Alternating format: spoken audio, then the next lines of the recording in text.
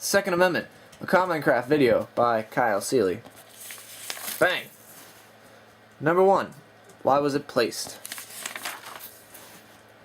The moment the Constitution of the United States was put into place, there was a political movement to amend gun ownership as a right to the people, stating a well-regulated militia being necessary to the security of a free state, the right of the people to keep and bear arms shall not be infringed. This was amended to the Constitution in 1791 and hadn't been much of an issue until around the second half of the 20th century, where there was even a ban on the ownership of assault weapons from 1994 to 2004 as a federal law. Moving on to what laws exist right now.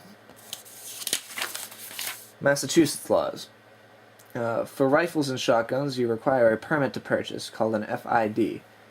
For handgun owners, the owner needs a license to own it and a permit to carry. Transfers are also kept in police records in case you trade the gun. Certain restrictions are obviously retained to keep some specific people from ownership, such as people with a mental illness, people with prior convictions, and illegal aliens, etc.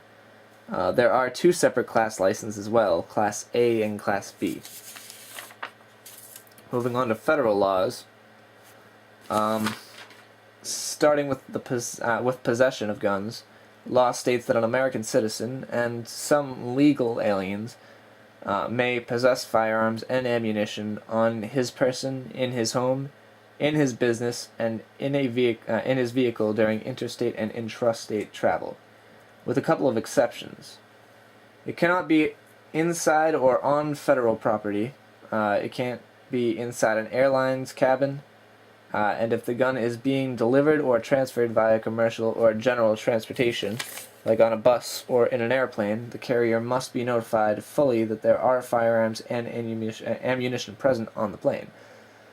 It cannot be within 1,000 feet of a school zone, and you can't send concealable firearms through U.S. mail. Other topics tied to federal gun laws include long gun possession, handgun possession, long gun acquired from a licensed dealer, as well as handguns, ammunition, making your firearms and ammunition yourself, importation, making trips in and out of the U.S. with firearms, exportation, aliens possession, transferring your guns, and FFL, or a license to sell. Some people, just like Massachusetts state law, are still prohibited from ownership as well. Certain firearms and ammo are prohibited also. Number 3. How do I feel, you ask?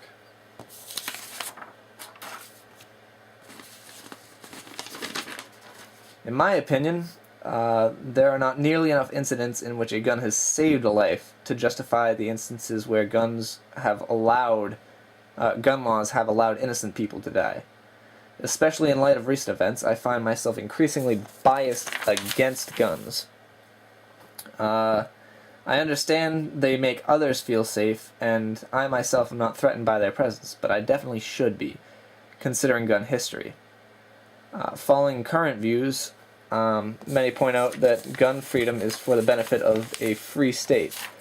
I suppose maybe there could be some sort of emergency armory in certain areas in case of possible state of emergency or some other necessity.